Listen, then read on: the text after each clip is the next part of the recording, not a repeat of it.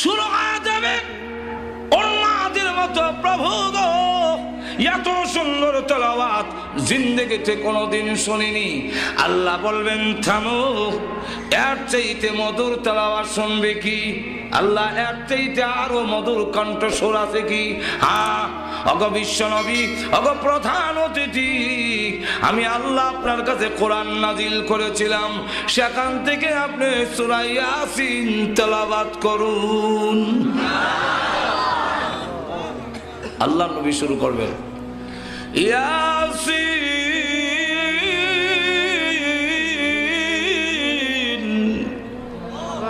ওয়াল কুরআনিল হাকীম।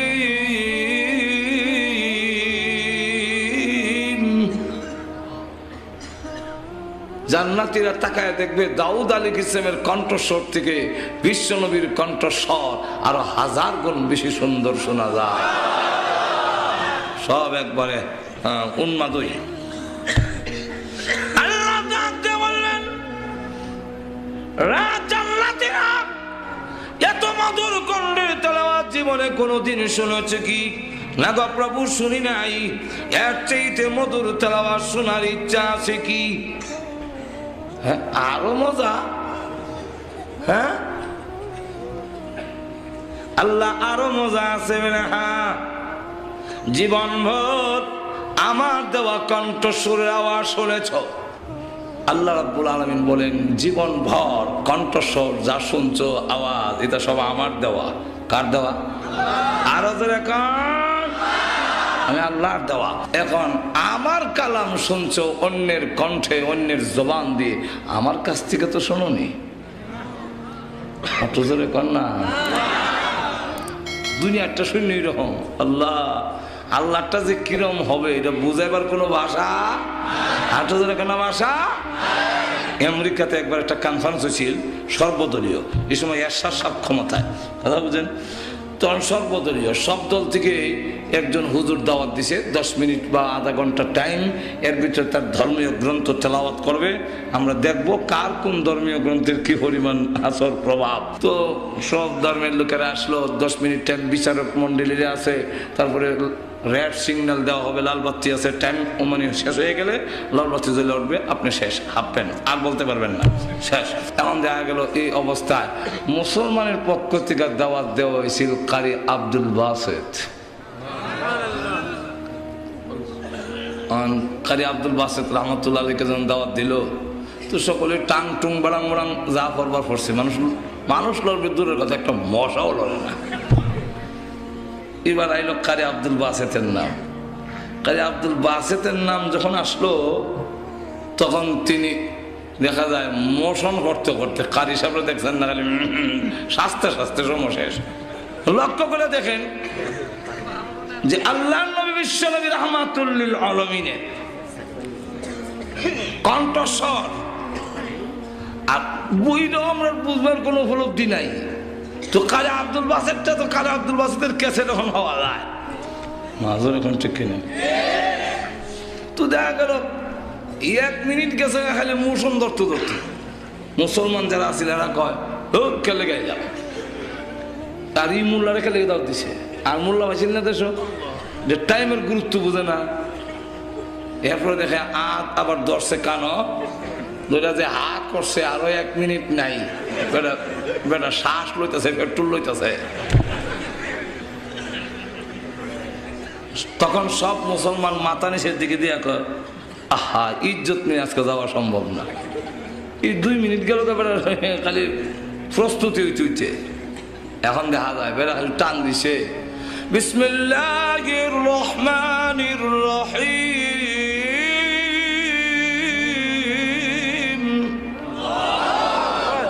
এমনি যারা কলম দিয়ে নম্বর দিত, কলম থইয়া যে চাইছে আর কোনো নাই। যারা সুইচ টিপ দিয়ে লাল বাতি জ্বালাইতো, ওনার আর যায় না। ঠিক কিনা? শ্রোতারা যে আমরা চাইছি আর লড়ে না, ওনার তেলাওয়াত চলছে। যখন শেষ করছে সাদাকাল্লাহুল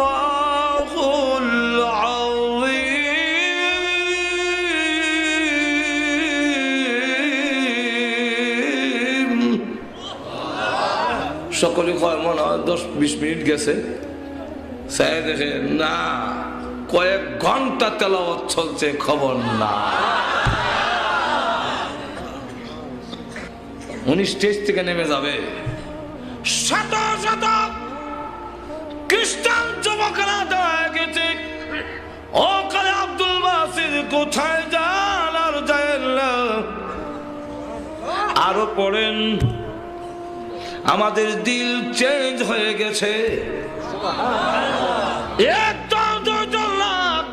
ওই কনফারেন্সে 80 জন খ্রিস্টান যুবক দাঁড়ায় সঙ্গে সঙ্গে কালিমা পড়ে মুসলমান হয়ে গিয়েছে।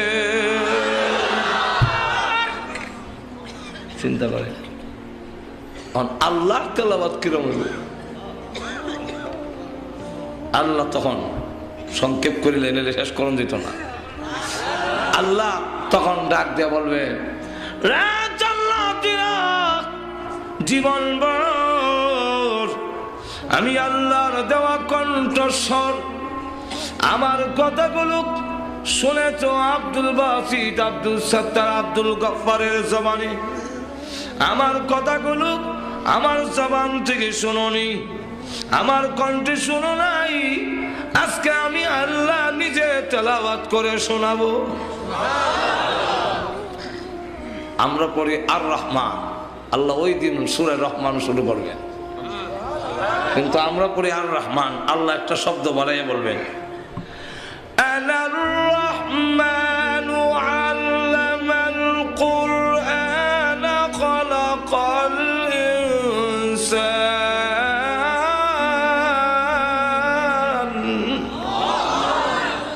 আনার রহমান, পরম করুণাময়। শুনেছ আনা, আমি। আর তো জোরে কর না।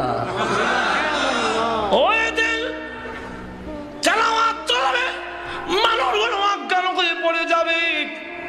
অজ্ঞান বলতে এমনি দেখা যায় লড়াচড়া নাই, কিন্তু খালি বলে প্রভু গো তেলাওয়াত করুন, আরো শোনান, আরো শোনান।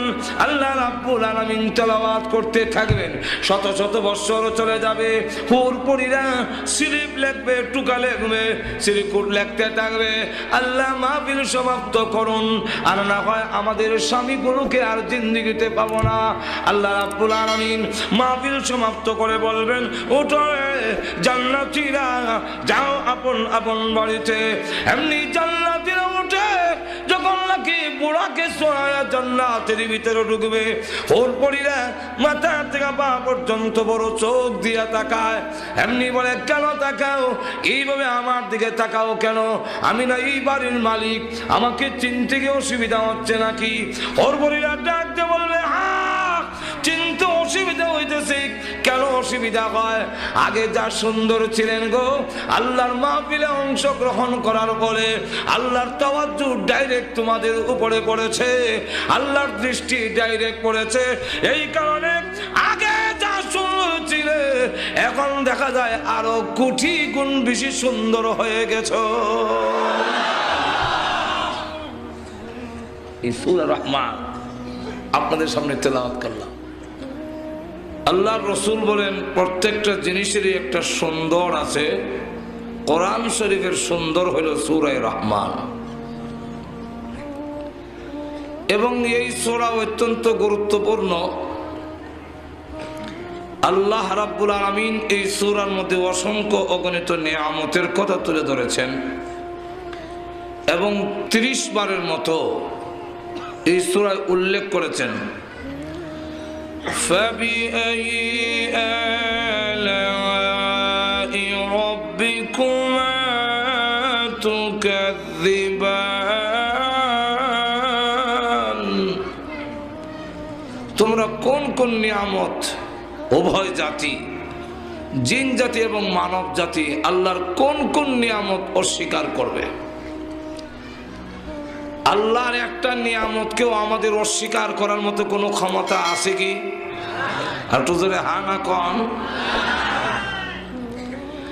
কাফিরদের সামনে যখন রাসূল এই সূরা তেলাওয়াত করতেন, কাফেররাও মাথা নিচু করে রাখত, কারণ জবাব নাই। আল্লাহর নবী বিশ্বনবী রাহমাতুল লিল আলামিন উনি জিন্নাতের সামনেও এই সূরা তেলাওয়াত করেছেন।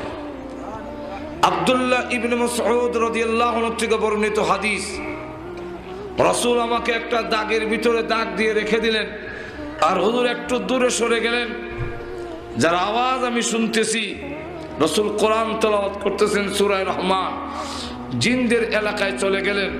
আর রাসূল যখনই বলেন ফাবিআই আলাই রাব্বিকুমা তুকাযযিবান,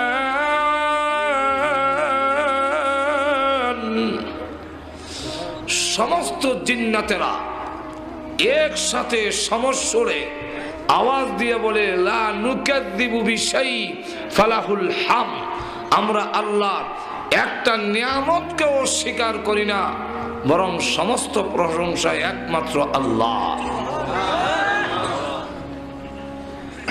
এই সূরা আল্লাহ রাব্বুল আলামিন নিজে তার বান্দাকে তেলাওয়াত করে শোনাবেন। আর তো আরো আস্তে কোন সুবহানাল্লাহ।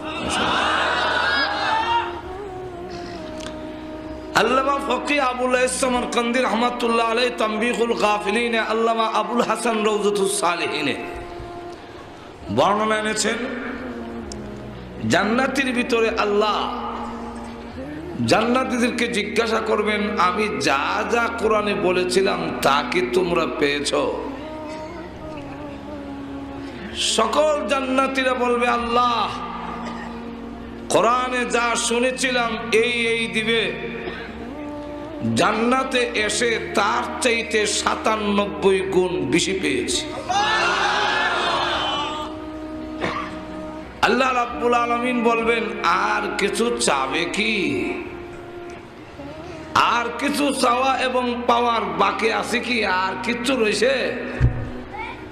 সমস্ত জান্নাতীরা উলামায়ে কেরামের দিকে তাকায় থাকবে, কারণ ওই দিন উলামায়ে কেরাম ছাড়া এর জবাব দিতে পারবে না।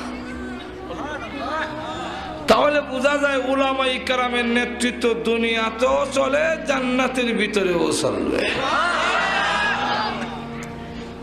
সাধারণ জান্নাতীরা জান্নাতের ভিতরে গিয়েও উলামায়ে কেরামের মুখাফিকি থাকবে। আমরা অনেক সময় মনে করি যে উলামায়ে কেরামের নেতৃত্ব আর কি, এরা কি জানে? উলামায়ে কেরামের নেতৃত্ব ছাড়া এই পৃথিবীতেও মানুষের সমাজ থাকবে না।